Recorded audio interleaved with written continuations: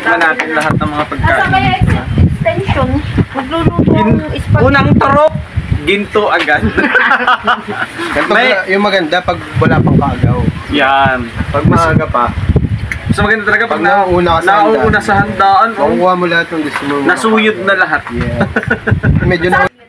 Naiwan nga namin si kumpare. Saguin ma. Nag-inig pa man Hindi, din yun. pinabibili kong yema cake. Kasi, ito na lang anong gusto niyo po? Lakot, yung marako? Kahit ano? Hindi mo lang ako nakainom ng tubig kanina bago umalis sa bahay.